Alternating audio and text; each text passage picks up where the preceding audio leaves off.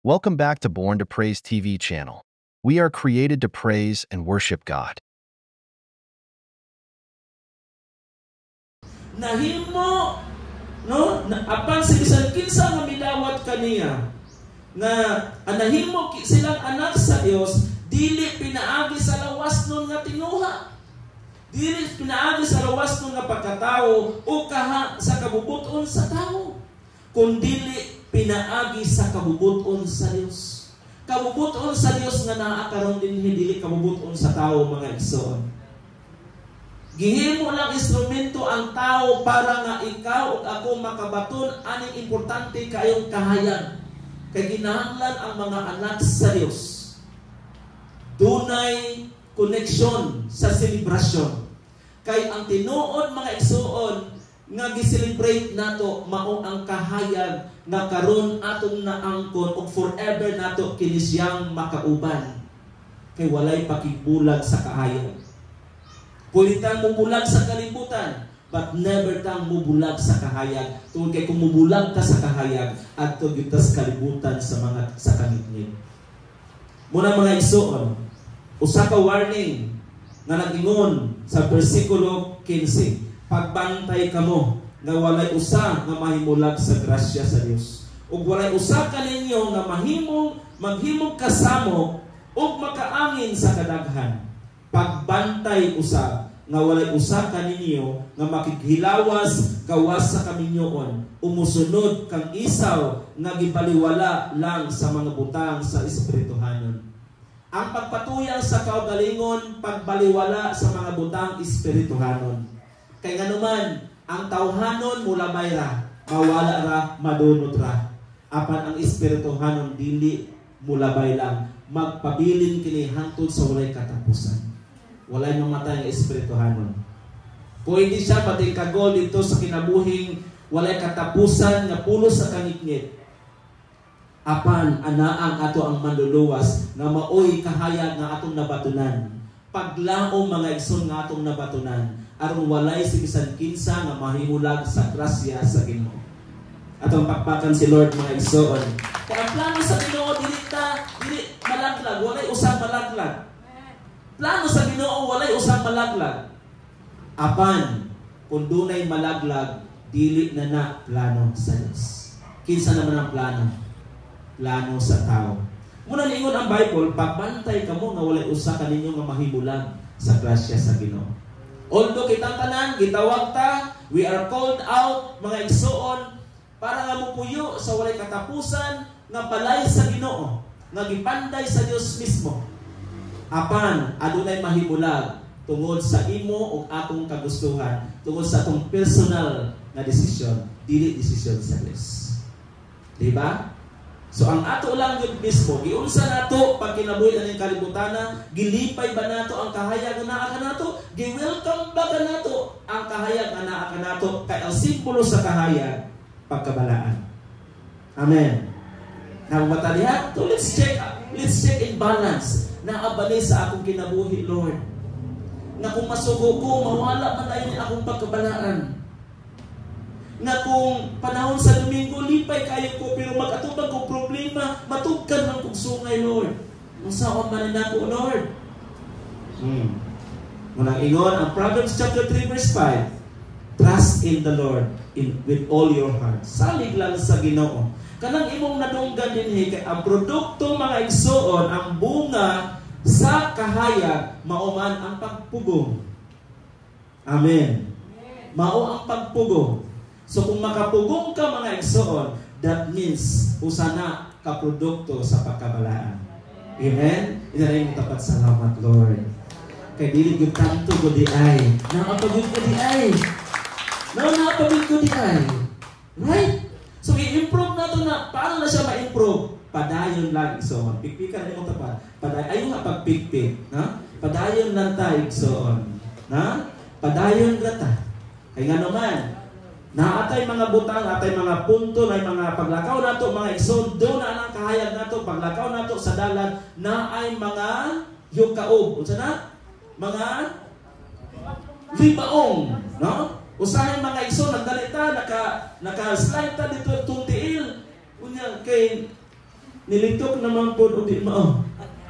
No? Doon, anong pagkabalaan? Mayroon, I'm sorry. Di ba, wala na? Alam, sorry. Di ba? Pero, atong ibutang mga igsoon, nga usa ka kinaiya sa kahayag, mao ang pagpugong o ang pagkabalaan. Munang, kanunan yun nagyon ang Biblia, natin ang Bible mga igsoon. Kanuman, tungod kay kita nangod, we cannot control. Di ta makakontrol usahay.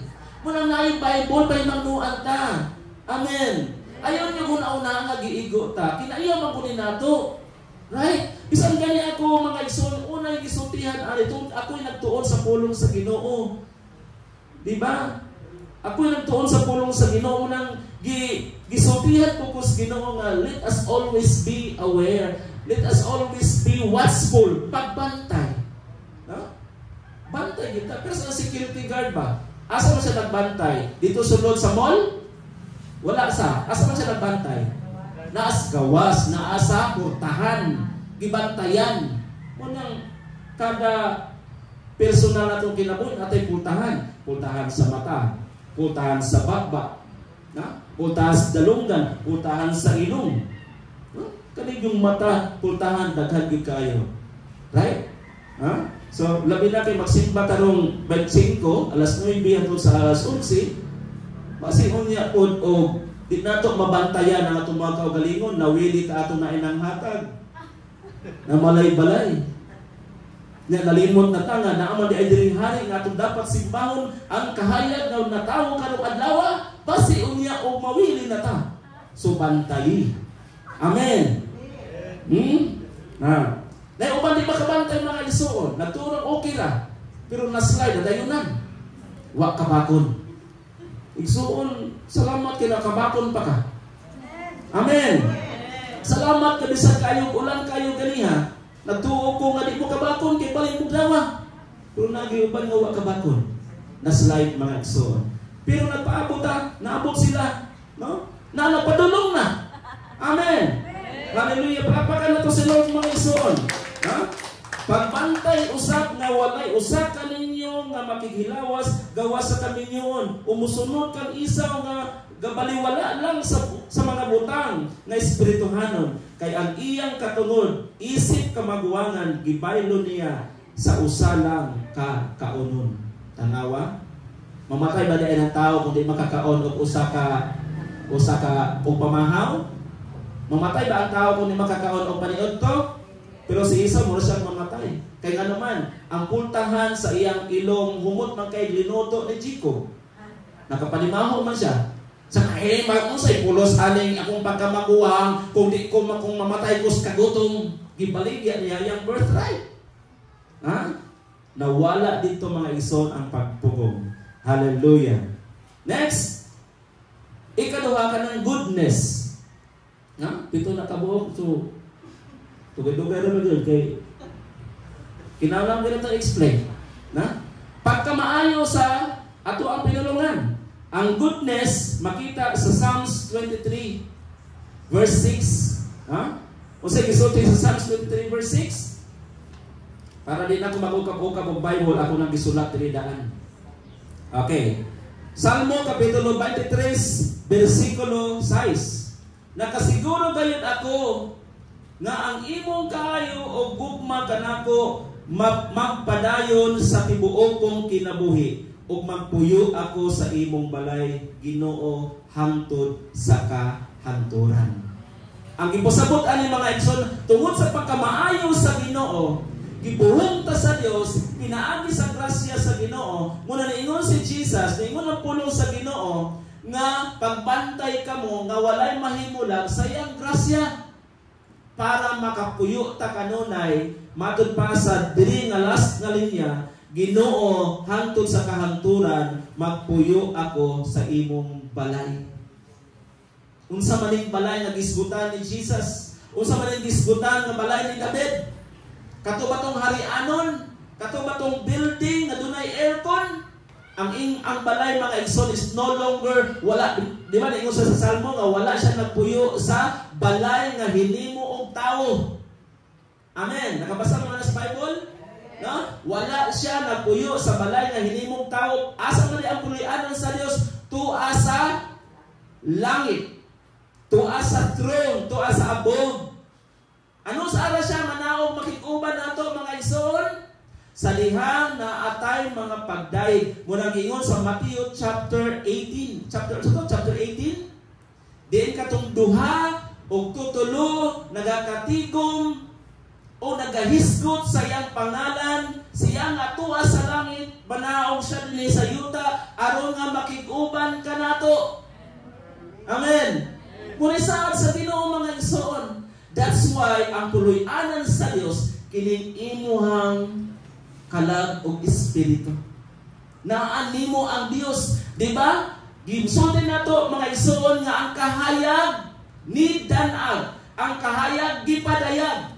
John chapter 1 verse 9. So kung gipadayag ang kahayag mga igsoon, nakita nato o gipuyo diri ka nato aron nga dili na kita mga igsoon mag-antos tungod kay dulo na manlalaban. Kinsa may manlalaban?